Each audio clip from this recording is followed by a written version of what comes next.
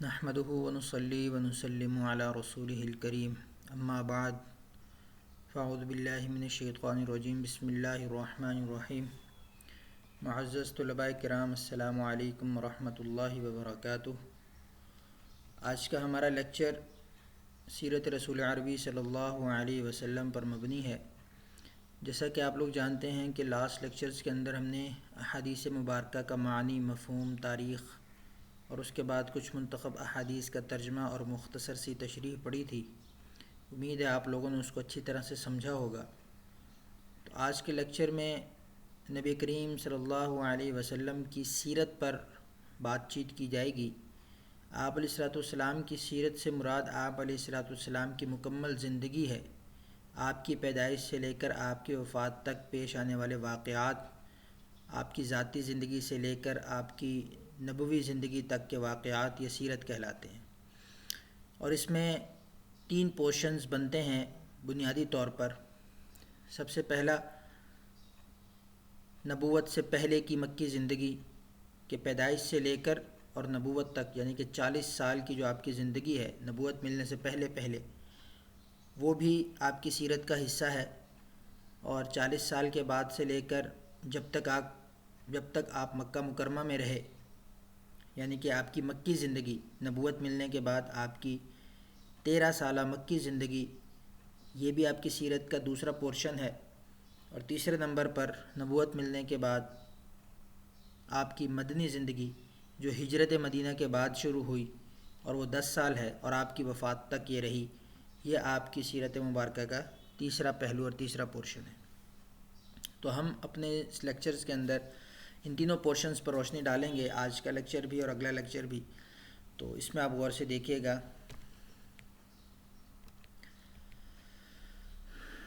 یہ جو آپ کے ذمہ کتاب لگائی گئی تھی، اسی کتاب کو سامنے رکھتے ہوئے میں نے لیکچرز ریڈی کیے ہیں تاکہ آپ کو آسانی ہو اور آپ کو سمجھنے میں بھی، یاد کرنے میں بھی، اور بعد میں اس کو سنبھال کے رکھنے میں بھی آسانی ہو، کیونکہ بک آپ سب کے پاس ہے تو اس سے آپ کو یاد کرنا بھی آسان ہوگا۔ تو یہ جو میں نے پہلا پورشن ذکر کیا تھا، life in Mecca before the proclamation of prophethood, کہ آپ علیہ الصلوۃ والسلام کی جو مکی زندگی ہے اعلان نبوت سے پہلے، وہ میں نے کتنی بتائی؟ 40 سال بتائی۔ تو یہ ایک بلاک کے اندر جو اعلان نبوت سے پہلے آپ کی زندگی کا تعارف ہے وہ آپ دیکھ لیجئے انٹروڈکشن کے عنوان سے، کہ حضرت محمد صلی اللہ علیہ وسلم 21 اپریل 571 عیسوی سے مراد وہ سن ہوتا ہے جو ہمارا چل رہا ہے۔ جیسے ابھی ہمارا 2021 چل رہا ہے، یہ 2021 ہمارا عیسوی سن ہے۔ تو اس سن کے اعتبار سے آپ علیہ الصلوۃ والسلام کی جو ولادت ہے وہ 571 میں ہوئی، یعنی کہ آج سے تقریباً 1400 سال پہلے۔ جزیرہ نما عرب، یہ جو عرب کا ابھی علاقہ ہے، سعودی عرب جس کو کہا جاتا ہے، تو اس علاقے کو حجاز کہا جاتا تھا اس وقت، حجاز یا پھر جزیرہ نما عرب کہا جاتا تھا۔ اس کے قدیمی شہر مکہ میں پیدا ہوئے۔ آپ کا تعلق مکہ کے معزز قبیلہ قریش کی شاخ بنو ہاشم سے تھا، یعنی کہ اس وقت قبائل ہوا کرتے، جیسے آج بھی ہماری ذاتیں ہیں، کاسٹ ہیں، فلانا جو ہے وہ ارائی ہے، فلانا جو ہے وہ بھٹی ہے، فلانا جو ہے وہ سید ہے، فلاں جو ہے وہ ملک ہے۔ تو یہ ساری کاسٹ اور ذاتیں یہ اس وقت بھی ہوا کرتی تھیں، اور اس وقت قبائل کے عنوان سے ہوتی تھی کہ قبیلے فلاں قبیلے سے تعلق رکھتا ہے، یا فلاں شخص فلاں قبیلے سے تعلق رکھتا ہے۔ تو آپ کا تعلق مکہ کے معزز قبیلہ قریش، اور اس کی پھر آگے برانچز ہوتی تھی قبائل کی، تو اس کی برانچ تھی بنو ہاشم، اس سے تھا۔ آپ کے دادا حضرت عبد المطلب نے آپ کا نام محمد اور والدہ نے حضرت آمنہ نے آپ کا نام احمد رکھا۔ آپ کے والد ماجد آپ کی پیدائش سے 6 ماہ پہلے وفات پا چکے تھے۔ آپ کی رضاعت عرب کے دستور کے مطابق ہوئی۔ رضاعت کس کو کہتے ہیں؟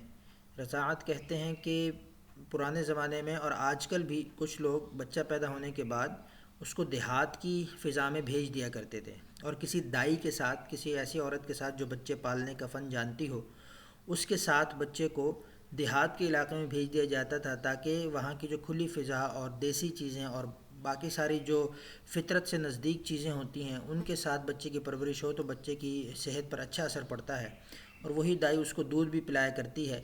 تو یہ رضاعت کہلاتی ہے۔ رضاعت کا ویسے معنی ہوتا ہے کہ کوئی ماں کے علاوہ کوئی اور عورت بچے کو دودھ پلائے، تو وہ رضاعت کہلاتی ہے۔ تو آپ نے بھی حضرت حلیمہ سعدیہ حضرت دائی حلیمہ سعدیہ رضی اللہ تعالیٰ عنہ کے ساتھ آپ نے اپنے بچپن کا یہ رضاعت کا وقت گزارا۔ تو عرب کے دستور کے مطابق جس طرح رضاعت ہوتی ہے، جس طرح دائیاں آتی ہیں اور بچوں کو لے کر جاتی ہیں، تو حضرت حلیمہ سعدیہ بھی آئیں اور آپ علیہ الصلوۃ والسلام کو اپنی رضاعت میں، اپنی پرورش میں لے جانے کے لیے لے کے چلی گئیں۔ جب آپ کی والدہ کی وفات ہوئی تو اس وقت آپ کی عمر 6 سال تھی، اور پھر آپ اس کے بعد والدہ کی وفات کے بعد آپ اپنے دادا حضرت عبدالمطلب کی کفالت میں آ گئے، ان کی پرورش میں ان کے زیر سایہ آ گئے۔ تو 8 سال تک عبدالمطلب نے کفالت کی، پھر آپ علیہ الصلوۃ والسلام کے دادا بھی فوت ہو گئے، پھر ان کی وفات کے بعد آپ پھر کافی عرصے تک اپنے چچا حضرت ابو طالب کی کفالت میں رہے، ان کی زیر نگرانی رہے۔ عالم شباب کا مطلب یعنی کہ جو آپ کی جوانی کے دن تھے، اس میں آپ نے غلہ بانی سے مراد کہ آپ نے بکریاں چرائیں، ریوڑ چرائے، جانوروں کو پالا پوسا اور ان کو بڑا کیا، اور تجارت، یہ 2 کام کیے۔ ایک تو غلہ بانی کی، جانور رکھے، ان کو چراتے تھے، ان کو بڑا کرتے تھے اور پھر بیچ دیتے تھے، اور دوسرے نمبر پہ تجارت، اس میں آپ نے نیک نامی کمائی، یعنی کہ بہت اچھا نام بنایا، صادق اور امین کے لقب سے پہچانے جانے لگے۔ آپ علیہ السلام اپنے کاموں کو عمدہ طریقوں سے سر انجام دیتے تھے، تعمیر کعبہ ہو یا حجر اسود کی تنصیب، جنگ فجار ہو یا حلف الفضول، آپ علیہ السلام کا کردار مثالی تھا۔ یہ جتنے بھی نام لیے جا رہے ہیں یہ آگے آپ کے لیکچر میں آ جائیں گے، آپ وہاں پر ان کو بیٹھ کے دیکھ سکتے ہیں، سمجھ سکتے ہیں۔ آپ علیہ السلام جیسا عظیم مدبر اور دانشور دنیا میں آیا ہی نہیں۔ تو یہ بلاگ کے اندر تھوڑی سی جو آپ کا انٹروڈکشن تھا اس کے اوپر روشنی ڈالی ہے۔ اب مین پیج پہ آ جائیے کہ آپ کی ولادت ربیع الاول کے مہینے میں ہوئی۔ ولادت کی مشہور عام تاریخ تو 12 ہے، لیکن بعض سیرت نگاروں کے نزدیک 9 ہے۔ آپ علیہ السلام 9 یا 12 ربیع الاول بمطابق 21 اپریل 571 عام الفیل سوموار کے دن مکہ میں پیدا ہوئے۔ تاریخ تو آپ نے دیکھ لی کہ بعض لوگ کہتے ہیں کہ 12 ربیع الاول کو آپ کی ولادت ہوئی، بعض لوگ کہتے ہیں 9 کو ہوئی، کیونکہ ظاہر ہے کہ وقت بہت گزر چکا، 1400 سال پہلے کی بات ہے، اور جس وقت کوئی شخص پیدا ہوتا ہے تو عموماً اس وقت لوگ اس کی جو ہے وہ پیدائش کا خیال نہیں رکھتے، تاریخ پیدائش کا، کیونکہ اس وقت پتہ نہیں ہوتا کہ یہ شخص کتنی بڑی عظیم ہستی بنے گا۔ اگرچہ آپ علیہ السلام کی پیدائش کے وقت بھی بہت ساری نشانیاں ایسی ظاہر ہو رہی تھیں کہ جس سے پتہ چل رہا تھا کہ آپ کوئی بہت ہی جلیل القدر ہستی ہیں، کوئی عام انسان نہیں ہے، لیکن اس کے باوجود بھی جتنا مورخین نے غور و خوض کر کے اور کوشش کر کے اس نتیجے پر پہنچے ہیں کہ آپ کی تاریخ پیدائش کیا ہے، تو اس میں اتنا تھوڑا سا اختلاف تو ہو ہی سکتا ہے۔ تو اس لیے کچھ لوگ آپ کی تاریخ ولادت کو 12 ربیع الاول قرار دیتے ہیں اور کچھ 9 ربیع الاول قرار دیتے ہیں، جس میں راجح قول، صحیح قول 9 ربیع الاول کا ہے، اور 12 ربیع الاول کو آپ کی وفات کا دن قرار دیا جاتا ہے کہ 12 ربیع الاول کو آپ کی وفات ہوئی تھی۔ پھر یہاں لکھا ہوا عام الفیل۔ عام الفیل، عام کہتے ہیں سال کو، الفیل کہتے ہیں ہاتھی۔ آپ نے سنا ہوگا کہ مکہ مکرمہ میں بیت اللہ پر ابرہہ نے ہاتھیوں کے ساتھ حملہ کیا تھا، اور اس کو گرانے کے لیے ایک ابرہہ ایک یمن کا بادشاہ تھا، تو اس کو یہ لگا کہ میری بادشاہت کے اندر لوگ جو ہے وہ کسی دوسرے علاقے کے اندر اور دوسرے مذہب کے اندر اور دوسرے کعبۃ اللہ پر دوسرے کسی الہ کو جو ہے وہ پوجتے ہیں، ان کی عبادت کرتے ہیں اور میری طرف نہیں آتے۔ تو اس نے پتہ لگایا کہ کون سی جگہ، تو پتہ چلا جو مکہ میں بیت اللہ ہے وہاں پر لوگ جاتے ہیں، تو اس نے ارادہ کیا کہ میں اس کو گرا دوں گا اور اپنی جگہ اپنے علاقے میں ایسی کوئی چیز بناؤں گا تاکہ لوگ میری طرف آئیں۔ لیکن پھر آپ نے وہ سورۃ الفیل کا ترجمہ اور تفسیر پڑھی ہوگی، الم تر کیف فعل ربک باصحاب الفیل، کہ کیا آپ نہیں دیکھتے کہ ہم نے ابرہہ کے ساتھ اور اس کے ہاتھیوں والوں کے ساتھ کیا کیا۔ واقعہ آپ نے سنا ہوگا کہ اللہ تعالیٰ نے ابابیل جیسے چھوٹے سے پرندوں سے ان کے لشکر کا جو ہے وہ تہس نہس کر دیا، اور ان کو الٹے پاؤں واپس بھاگنا پڑا، اور بہت سے لوگ ان کے ہلاک ہوئے اور ہاتھی بھی ان کے سارے مر گئے۔ تو یہ جو سال بڑا مشہور سال تھا مکہ کی تاریخ کے اندر، اس مشہور واقعے کی وجہ سے، اور اسی سال میں آپ پیدا ہوئے، تو اس لیے اس سال کو عام الفیل یعنی ہاتھیوں والا سال کہا جاتا ہے، اور سوموار کے دن پیدا ہوئے۔ آگے دیکھیے آپ کی فیملی، آپ جیسے کہ پہلے عرض کیا کہ آپ قبیلہ قریش میں پیدا ہوئے، یہ وہ قبیلہ تھا جس کا احترام سارا عرب کرتا تھا۔ تو خاندان قریش کا تعلق حضرت ابراہیم کے بیٹے اسماعیل سے تھا۔ حضرت ابراہیم بہت جلیل القدر پیغمبر ہیں، اور بہت پہلے بہت کافی قدیم نبی ہیں، بہت نبیوں کے سلسلے میں بہت شروع میں آ گئے تھے، اور اس کے بعد پھر آپ کی نسل سے ساری نبوت چلی۔ آپ کو ابو الانبیاء بھی کہا جاتا ہے، حضرت ابراہیم کو ابو الانبیاء بھی کہا جاتا ہے، یعنی تمام انبیاء کا باپ، کہ آگے جتنے بھی انبیاء ہیں وہ سارے حضرت ابراہیم کی نسل سے چلے۔ حضرت ابراہیم کے 2 مشہور بیٹے تھے، حضرت اسماعیل اور حضرت اسحاق۔ حضرت اسحاق سے جو ہے وہ باقی سارے نبی چلے، لیکن حضرت اسماعیل سے پھر کوئی نبی نہیں آیا یہاں تک کہ آپ علیہ الصلوۃ والسلام ہی پھر اس نسل میں سے نبی آئے، اور ان سے پہلے حضرت اسماعیل تک اور کوئی نبی نہیں تھا۔ تو حضرت اسماعیل علیہ السلام سے آپ کی نسل چلی، اور پھر آپ کے ان کے اولاد میں قیدار، کنانہ، عدنان، قریش، ہاشم کو شہرت حاصل ہوئی۔ اسی وجہ سے آپ بنو اسماعیل، قریشی اور ہاشمی کہلائے۔ آپ کا نسب اعلیٰ تھا۔ حضرت ابو سفیان نے مسلمان ہونے سے پہلے روم کے بادشاہ قیصر کے دربار میں بھی آپ کے اعلیٰ نسب ہونے کا اقرار کیا تھا کہ وہ ہم میں بلند نسب رکھتے ہیں، اور آپ علیہ الصلوۃ والسلام خود اپنے نسب کے بارے میں ارشاد فرماتے ہیں کہ اللہ نے اولاد اسماعیل میں سے کنانہ کو چنا، اور قریش کو کنانہ سے، اور قریش سے بنو ہاشم کو، اور بنو ہاشم میں سے مجھ کو منتخب کیا۔ اگلے پیج پہ دیکھیے آپ علیہ الصلوۃ والسلام کا نام مبارک کہ آپ کے دادا عبد المطلب نے اپنے خاندان قریش کی 7ویں دن دعوت کی۔ جیسے آج کل ہم عقیقہ کرتے ہیں نا 7ویں دن، تو یہ وہیں سے چلی آ رہی ہے۔ اور آپ کا نام محمد رکھا، اور بی بی آمنہ نے آپ کا نام احمد رکھا۔ قرآن مجید میں دونوں نام موجود ہیں، البتہ جو پچھلی آسمانی کتابیں ہیں اس میں آپ کا ذکر احمد کے نام سے ہے۔ محمد کا معنی ہے جس کی بہت زیادہ تعریف کی گئی ہو، اور احمد کا معنی ہے بہت زیادہ تعریف کرنے والا۔ تو یعنی کہ جو تعریف کرنے والا ہے وہ بھی آپ علیہ الصلوۃ والسلام، یعنی اللہ کی سب سے زیادہ تعریف بھی آپ کرتے تھے، اور محمد کے آپ کی بھی ساری دنیا میں سب سے زیادہ آپ ہی کی تعریف کی گئی۔ تو دونوں معنوں کے اعتبار سے آپ کے دونوں نام بہت زبردست ہیں۔ اور آپ کی کنیت ابو القاسم ہے۔ کنیت کا مطلب ہوتا ہے کہ کسی آپ کی اولاد کے نام پر آپ کا نام رکھنا، کسی اولاد کے نام کے ساتھ جوڑ کر آپ کا نام رکھنا۔ تو آپ کے ایک بیٹے کا نام قاسم تھا، تو اس حوالے سے آپ کا نام ابو القاسم رکھا گیا۔ سائٹ پہ ایک کالم سا بنا ہوا، ہاشم، عبد المطلب، عبداللہ اور حضرت محمد، یہ آپ کا سلسلہ نسب بیان کیا گیا کہ آپ کی نسل کیسے چلی۔ حضرت محمد صلی اللہ علیہ وسلم عبداللہ کے بیٹے تھے، عبداللہ عبد المطلب کے بیٹے تھے، اور عبد المطلب ہاشم کے بیٹے تھے۔ پھر آگے فوسٹریج، یہ رضاعت کے بارے میں میں نے پہلے آپ کو بتا دیا ہے، آپ یہ پیراگراف اس میں دیکھ لیجئے گا کہ دیہات میں بھیج دیا کرتے تھے، تو بی بی آمنہ نے پہلے آپ کو 2 دن دودھ پلایا، پھر 2 دن ابو لہب کی لونڈی صوبیہ نے دودھ پلایا، پھر دستور کے مطابق 8ویں روز آپ کو حلیمہ سعدیہ کے سپرد کر دیا گیا، اور پھر جو ہے وہ آپ کو وہ لے کر چلے گئیں، پھر کبھی کبھی ملانے کے لیے لاتی رہیں، تقریباً 4 برس تک آپ ان کے پاس رہے۔ انیسہ اور جزامہ، جس کا مشہور نام شیمہ ہے، یہ آپ کی رضاعی بہنیں تھیں۔ رضاعی بہنیں کا مطلب یہ کہ جس عورت کا آپ نے دودھ پیا اس کی جو اصل بیٹیاں ہیں، اس کی جو اصل بیٹیاں بیٹے ہیں، وہ آپ کے رضاعی بہن بھائی بنتے ہیں۔ تو اس طرح حلیمہ سعدیہ کی اپنی جو بیٹیاں تھے وہ آپ علیہ الصلوۃ والسلام کے رضاعی بہنیں اور بھائی تھے، یا اس طرح وہ لوگ بھی آپ کی رضاعی بہنیں اور بھائی بنتے ہیں کہ اسی عورت سے جس نے اور نے دودھ پیا، یعنی کہ مثال کے طور پر میں نے کسی اور عورت کا دودھ پیا، اور پھر اس کے بعد کچھ اور لوگوں نے بھی اس عورت کا دودھ پیا اور بچپن میں اس کے ساتھ رہے، تو یہ ہم اور وہ بچے آپس میں رضاعی بہن بھائی بنیں گے۔ تو اس طرح حضرت جو آپ کے چچا، بڑے مشہور چچا حضرت حمزہ جو فوت ہوئے تھے، شہید ہوئے تھے جنگ احد کے اندر، وہ آپ کے رضاعی بھائی بھی تھے کہ وہ بھی حلیمہ سعدیہ کے یہاں ہی پرورش پائے تھے بچپن میں۔ پھر آپ کی سیرت کا اور آپ کے بچپن کا ایک اور مشہور واقعہ چیسٹ پلیٹنگ تھا کہ آپ کا شق صدر کیا گیا، آپ کا سینہ چاک کیا گیا۔ یہ واقعہ 2-3 دفعہ سیرت کی کتابوں سیرت میں آتا ہے کہ آپ کے ساتھ آپ کی لائف میں 2 مرتبہ ہوا، ایک مرتبہ بچپن میں اور ایک مرتبہ معراج پر جانے سے پہلے۔ بہرحال اس کے اندر اختلاف ہے کہ یہ 1 مرتبہ ہوا یا 2 مرتبہ ہوا۔ بہرحال روایت کے اندر 2 مرتبہ کا ذکر بھی آیا ہے، اور ایک مرتبہ بچپن والا تو اتھینٹک ہے، اور معراج کے وقت والا جو اس میں اختلاف ہے، کچھ لوگ کہتے ہیں کہ اس وقت یہ ہوا تھا اور کچھ لوگ کہتے ہیں کہ نہیں ہوا تھا۔ تقریباً 4 برس کی عمر میں یہ واقعہ پیش آیا کہ آپ بچوں کے ساتھ کھیل رہے تھے کہ جبرائیل تشریف لائے، آپ کو پکڑ کر لٹایا اور سینہ چاک کر کے دل نکالا، دل کو زمزم سے کے پانی سے دھویا، پھر اسے اپنی جگہ پر رکھ دیا۔ جب سارے بچے آپ کے ساتھ کھیل رہے تھے وہ بھاگ گئے، واپس دوڑ کر وہ حلیمہ سعدیہ کے پاس گیا اور کہا کہ آپ علیہ السلام کو نعوذ باللہ مار دیا گیا۔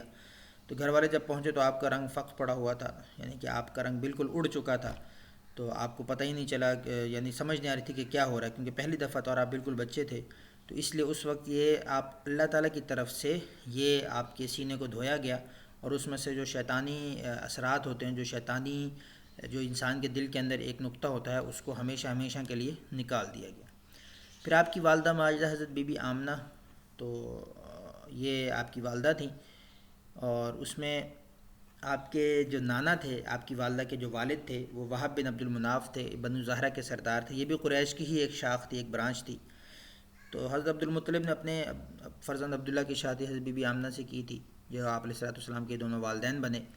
یہ قریش کی افضل ترین خاتون تھی، اور جیسے پہلے عرض کیا کہ آپ علیہ الصلوۃ والسلام یتیمی کی حالت میں پیدا ہوئے، اور 6 سال کی عمر میں حضرت بی بی آمنہ جب آپ کو اپنے ننیال سے ملوانے مدینہ لے کر گئی تھیں، تو 1 ماہ قیام کے بعد واپس آتے ہوئے دوران سفر بیمار ہوئیں اور ابوا کے مقام پر ان کا انتقال ہوا اور وہیں ان کو دفن کیا گیا۔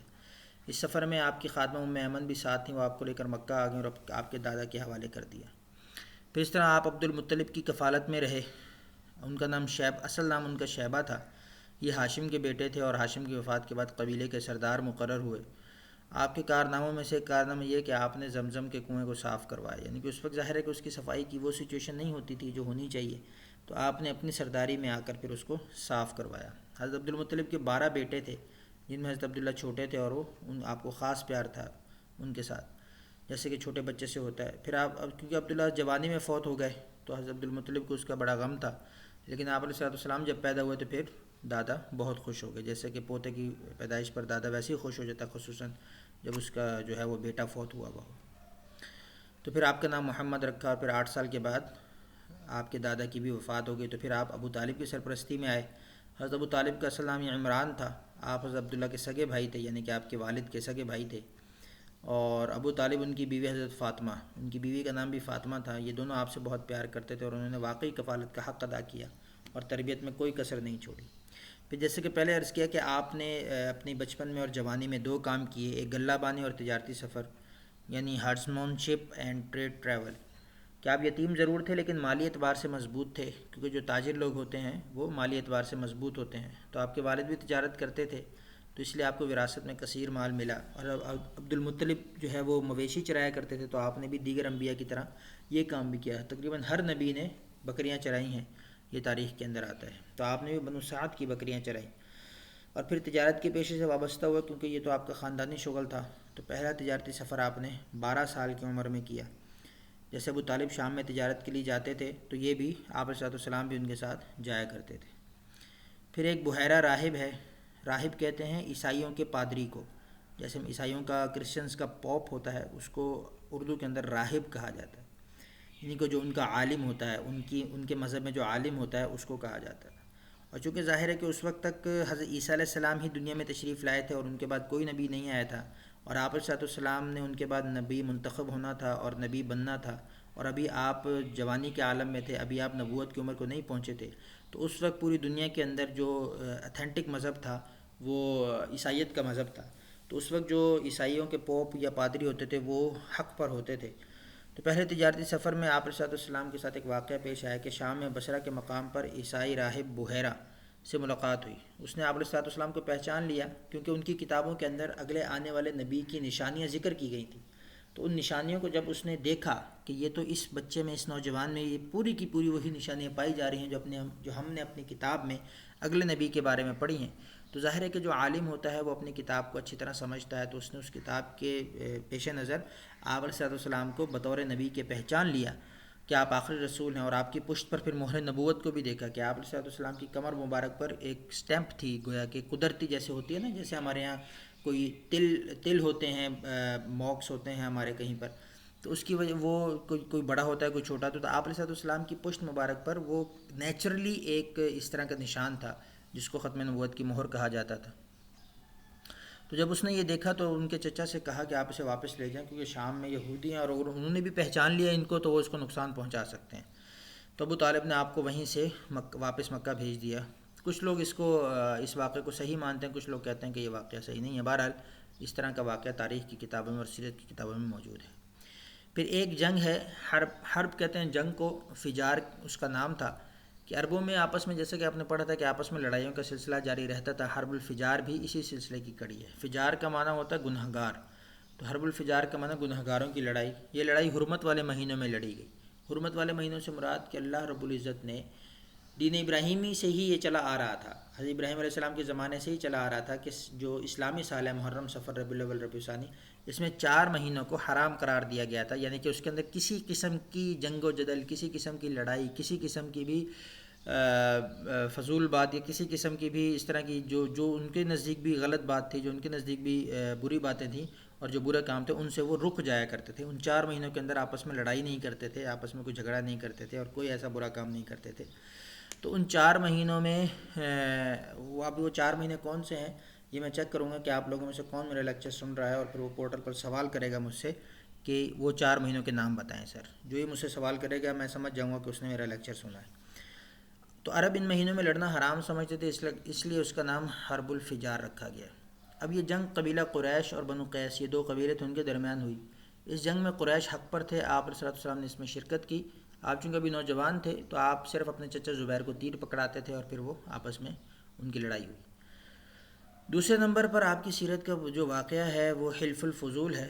حلف الفضول، فضول چونکہ وہاں پر کچھ قبائل کا نام تھا، اس نام سے اس کا نام حلف الفضول رکھا گیا۔ حلف یا حلف دونوں لفظ اس کو پڑھے جاتے ہیں۔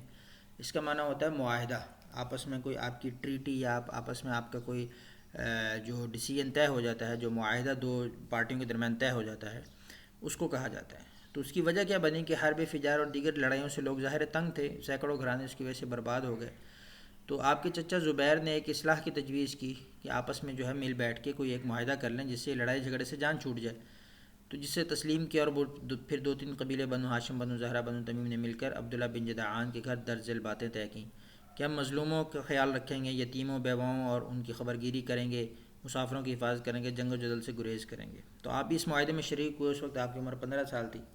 تو اعلان نبوت کے بعد بھی آپ اس معاہدے کی تعریف کرتے تھے، یعنی کہ نبی جب آپ ہو گئے اور نبی کا نبوت کا اعلان کر دیا، اس کے بعد بھی آپ اپنے بچپن میں اور جوانی میں کیے گئے اس معاہدے کی تعریف کیا کرتے تھے کہ میں ایسے معاہدے میں شریک ہوا تھا کہ اگر اس معاہدے کے بدلے سرخ اونٹ بھی دے دیے جاتے تو میں نہ لیتا، اور آج بھی ایسے معاہدے کے لیے کوئی بلائے تو میں تیار ہوں۔ تو یہ آپ کی امن پسندی کی علامت ہے کہ آپ شروع سے ہی امن پسند رہے اور شروع سے ہی جنگ و جدل سے گریز کیا، اور شروع سے ہی حتی الامکان یہ کوشش کی کہ جنگ کی نوبت نہ آئے۔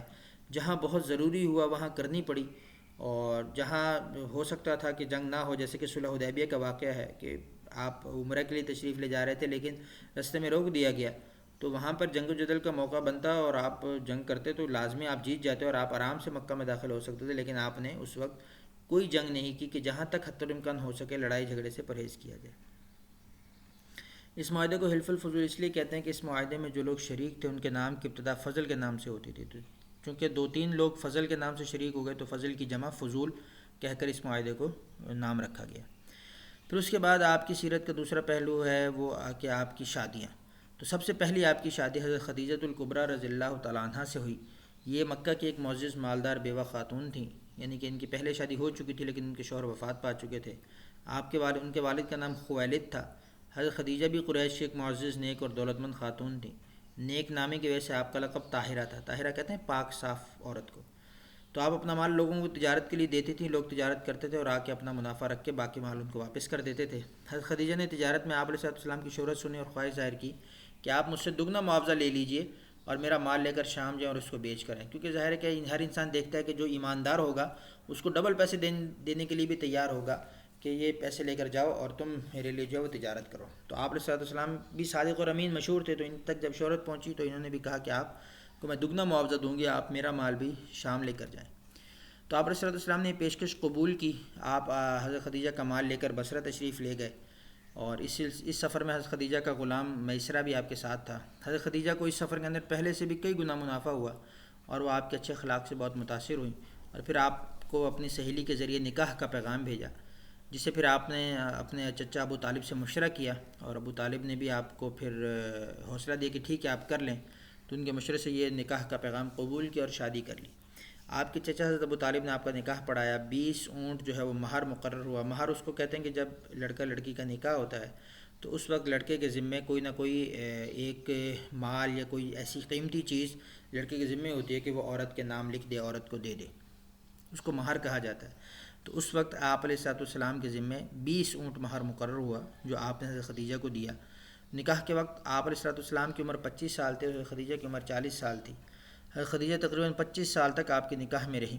جب تک حضرت خدیجہ زندہ رہیں آپ نے دوسری شادی نہیں کی۔ یہ بھی ان کی فضیلت کی دلیل ہے کہ جب تک حضرت خدیجہ رہیں، کیونکہ حضرت خدیجہ نے آپ کو اس وقت میں ساتھ دیا جب نبوت آپ کو ملی، اور پھر نبوت ملنے کے بعد پھر جو جتنے بھی حالات آپ کے اوپر آئے اور قربانیاں اور مشقتیں تکلیفیں، سب میں ساتھ دینے والی حضرت خدیجہ تھی۔ اور دوسری بڑی فضیلت کی بات کہ آپ کی ساری اولاد حضرت خدیجہ سے ہوئی، تو یہ حضرت خدیجہ بڑی فضیلت والی اور بڑی ہی جلیل القدر آپ کی ازواج مطہرات میں سے ایک زوجہ ہیں۔ تو آپ علیہ السلام نے ان کی زندگی تک دوسری شادی نہیں کی، اور جس سال حضرت خدیجہ فوت ہوئیں اس سال کو آپ نے عام الحزن یعنی غم کا سال قرار دیا۔ اس کی ایک وجہ یہ بھی ہے کہ حضرت خدیجہ فوت ہوئیں، اور دوسری وجہ یہ بھی ہے کہ اسی سال آپ کے غم گسار چچا حضرت ابو طالب بھی فوت ہو گئے۔ تو یہ دونوں آپ کا بڑا سہارا تھے اس وقت کے اندر جس وقت میں آپ کے دشمن ہوئے ہوئے تھے. نبوت کے اعلان کی وجہ سے آپ کے اپنا قبیلہ اور آپ کے اپنے رشتہ دار اور آپ کے اپنے قریبی لوگ بھی آپ سے دور ہو گئے تھے. تو اس وقت یہی دو لوگ تھے، حضرت خدیجہ اور حضرت ابو طالب، کہ جن لوگوں نے آپ کو ہر حوالے سے آپ کو سپورٹ کیا، آپ کو سہارا دیا، آپ کے ساتھ تعاون کیا. تو یہ جس سال ایک ہی سال میں یہ دونوں حضرات جو ہے وہ فوت ہو گئے، تو اس وجہ سے آپ نے اس سال کو عام الحزن، غم کا سال قرار دیا. تو آپ کو حضرت خدیجہ کو پہلی ام المومنین ہونے کا اعزاز حاصل ہے، یعنی کہ پہلی بیوی ہیں. ام المومنین تمام مومنوں کی مائیں. تو گویا کہ جیسے آپ علیہ السلام ہمارے نبی ہیں، تو آپ کی تمام جو ازواج مطہرات ہیں وہ ہم سب مومنوں کی مائیں بنتی ہیں. تو آپ علیہ السلام کی ساری اولاد سوائے ابراہیم کے حضرت خدیجہ کے بطن سے ہی ہوئی. سب سے پہلے قاسم پیدا ہوئے، پھر حضرت زینب، پھر حضرت رقیہ، پھر ام کلثوم، پھر فاطمہ زہرا. اس طرح پھر حضرت عبداللہ پیدا ہوئے. حضرت عبداللہ کا لقب طیب اور طاہر تھا، ان کا لقب تھا. ویسے آپ کے بیٹے 2 یا 3 ہی تھے. حضرت فاطمہ زہرا کے سوا آپ کی ساری اولاد آپ کی زندگی میں ہی فوت ہو گئی. تو جتنی بھی اولاد ذکر کی گئی، لڑکے جو تھے وہ تو بچپن میں ہی فوت ہو گئے، اور لڑکیاں جو تھیں آپ کی وہ شادی کے بعد اور ایک عمر گزارنے کے بعد فوت ہوئیں. باقی ساری اولاد آپ کی زندگی میں ہی فوت ہو گئی. صرف ایک بیٹی حضرت فاطمہ رضی اللہ تعالیٰ عنہ وہ آپ کی وفات تک زندہ رہیں، اور آپ کی وفات کے 6 مہینے بعد ہی وہ بھی فوت ہو گئیں. تو یہ ایک کالم کے اندر آپ کی اولاد کا بتایا گیا کہ حضرت قاسم، عبداللہ اور ابراہیم یہ بیٹے تھے، اور اس طرح زینب، رقیہ، ام کلثوم اور بی بی فاطمہ زہرا رضوان اللہ تعالیٰ علیہم اجمعین یہ آپ کی بیٹیاں تھیں. پھر ایک اور واقعہ آپ کی نبوت سے پہلے، یہ سارا پورشن جیسے کہ میں نے عرض کیا نا، آپ کی نبوت سے پہلے آپ کی بچپن کی زندگی اور ان تمام جوانی کی زندگی کے تمام واقعات ذکر کیے جا رہے ہیں. تو اس میں ایک اور جو مشہور واقعہ پیش آیا وہ تعمیر کعبہ اور حجر اسود کے تنازع کا فیصلہ تھا. یہ آپ لوگوں نے بچپن میں اسکول کی کتابوں کے اندر بھی پڑھا ہوگا کہ جب آپ کی عمر 35 برس تھی تب قریش نے خانہ کعبہ کی عمارت کو دوبارہ تعمیر کرنے کا فیصلہ کیا ہے، کیونکہ کعبہ کی عمارت خستہ ہو چکی تھی، پرانی ہو چکی تھی، اور بارشوں اور سیلاب کی وجہ سے کعبہ کی عمارت کو نقصان پہنچا تھا. تو دوبارہ بنانا چاہ رہے تھے، تو دوبارہ شروع کی. تو سب قبیلے شریک تھے بنانے میں. لیکن جب حجر اسود وہاں پہ ایک پتھر ہے جس کو جنت سے لایا گیا، جب حضرت ابراہیم علیہ السلام نے یہ بنایا تھا کعبۃ اللہ شروع میں، تو اس وقت جنت سے ایک پتھر لایا گیا تھا اور اس کو یہاں پر نصب کیا گیا تھا، بیت اللہ کے اندر لگایا گیا تھا. تو جب اس کو لگانے کا واقعہ آیا تو تمام قریش کے اندر جو اختلاف پیدا ہو گیا، تمام قبائل کے اندر اختلاف پیدا ہو گیا. ہر ایک قبیلہ یہ چاہتا تھا کہ یہ شرف اسے حاصل ہو کہ وہ لگائے اس کو. 4 دن برابر یہ جھگڑا ہوتا رہا. تو 5ویں دن قریش کے ایک بزرگ نے یہ کہا، بنو ابو امیہ مخزومی نے، کہ دوسرے دن سب سے پہلے جو بھی شخص مسجد حرام میں داخل ہوگا وہ اس کا فیصلہ کرے گا. لوگوں نے مان لیا. چنانچہ اگلے روز سب سے پہلے آپ علیہ السلام مسجد حرام میں داخل ہوئے. جب لوگوں نے آپ کو دیکھا تو کہا کہ حاض الامین قد رضینا بک، کہ امین جو ہیں امانت دار بندہ آ گیا، ہمیں آپ کا فیصلہ منظور ہے. پھر آپ نے بڑا عظیم الشان فیصلہ کیا کہ ایک چادر منگوائی، اس چادر میں حجر اسود کو رکھا اور قریش کے تمام سرداروں کو کہا کہ وہ چادر کے تمام کونوں کو پکڑ لیں. انہوں نے ان کونوں کو پکڑا اور اوپر لے گئے. پھر آپ علیہ السلام نے اپنے ہاتھ سے اسے کعبہ کی دیوار میں نصب کر دیا. تو اس سے سب کو یہ لگا کہ ہم بھی اس کام کے اندر شریک ہیں، ہر ایک کا ہاتھ اور ہر ایک کا حصہ اس کے اندر شامل ہو گیا، اور وہ اس کو اٹھا کے وہاں تک لے گئے، اور صرف وہاں سے پھر چادر سے اٹھا کر کعبۃ اللہ کی دیوار میں آپ علیہ السلام نے اس کو نصب فرما دیا، لگا دیا. تو یہ آپ کی عظیم حکمت عملی تھی جس کی وجہ سے ایک بہت بڑا جو ہے وہ تنازع اور ایک بہت بڑے جنگ کا خطرہ جو وہ ٹل گیا، کیونکہ قریش جو ہے چھوٹی چھوٹی بات پر لڑ پڑتے تھے. تو یہاں پر جو ہے وہ اس سے بھی جنگ کا خطرہ ہو سکتا تھا، لیکن آپ نے بہترین حکمت عملی کے ساتھ جنگ کے خطرے کو بھی ختم کیا اور ان کے آپس کے لڑائی جھگڑے کا تصفیہ فرما دیا. تو امید ہے یہاں تک آپ کو لیکچر سمجھ میں آ گیا ہوگا. جو چیز سمجھ میں نہ آئے پورٹل پر لیکچر کے دوران اس کو ضرور پوچھیں. انشاءاللہ اگلے لیکچر میں ملاقات ہوگی. جزاکم اللہ خیرہ. السلام علیکم ورحمۃ اللہ وبرکاتہ.